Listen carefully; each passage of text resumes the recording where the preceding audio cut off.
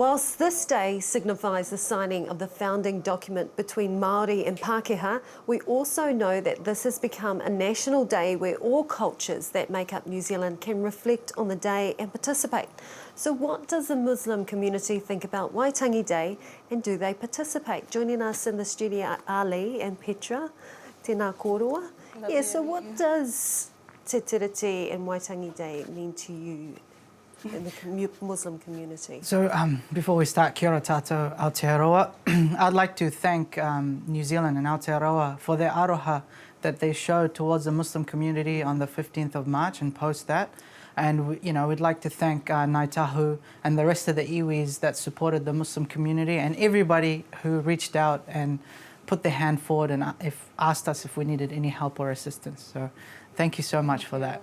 Yeah. That's right, and such a hard time coming up on the 15th. And I suppose you saw that aroha, you saw that love.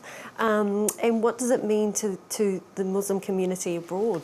So in terms of like relating back to your question around the Treaty of Waitangi, I think when we talk about the treaty or think about the treaty, it's a start of justice. It's the beginning of the healing for New Zealand.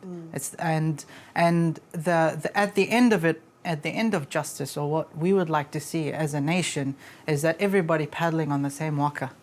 Yeah. So that's what the Treaty of Waitangi, I believe, signifies, that the ability to practice and live amongst one another as people. So, and I guess that document began this journey, and that's why we are here today. That's right, yeah. And so how important is the Māori culture in your community, your Muslim community? Actually, it's very important because we view Māoris as the people of the land, the guardians of the land long before we even got here. So it is something that we need to be very aware of and educated about. And growing up in New Zealand, it actually makes me really upset that I never learned the language, and I'm quite limited in that, even though I grew up here. That's right. Because how long have you been living in Aotearoa? 25 years for myself. Roughly the same. Yeah. So you went to school here? Yes. And what, you didn't learn much of the history? Yeah. Not enough, no. Yeah, well, I went to Takanini Primary School, and that was quite strong in Te Ao Māori, right? But then what happened was my parents decided to take me to more, let's just say, Pākehā schools.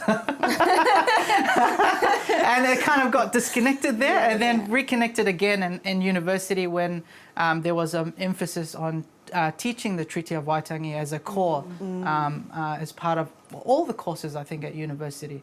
And yeah, so like talking about Te Ao Māori, there's a lot of similarities between Islam and Te Ao Māori, and there's a lot of similarities between the Arab culture and the Māori culture. We do the hongi and the hangi. Yes. Yeah, all right. And when we talk about aroha, the word aroha in Māori is talking about the spiritual love, right? Arruh. In Arabic, we have this term called arruh. And we believe that God put this spirit in Adam, peace be upon him. Yes. And when we talk about aroha, the love, it's very deep, it's very spiritual. It's not a one-dimensional, when you say I love you, that's it, it ends there. This is more than that, and it's that spreading the love between one another. That's why we refer to each other as brother and sister in Islam. It's like brother Ali. Yeah. Yes. Talking about family. Family, yeah. And even when you came in and we greeted, we could... Yes. Like mihi, we could hug and touch. Yeah. But you and I, so man to a woman, no. Yeah, it's a form of respect. Yes. Kind of why I also wear the headscarf. Okay. A form of respect as well. Yeah, our wahine are very sacred to us, you know, and we want to protect them, and they can protect themselves. Don't get me wrong. But it's a responsibility. It's it's that mutual respect aspect. So. Okay, ngā mihi kōrua, thank you for coming in today and sharing your insights and all our blessings and aroha on the 15th of February. We will be in silence, but ngā mihi. Okay, the River Jordan in Waitangi.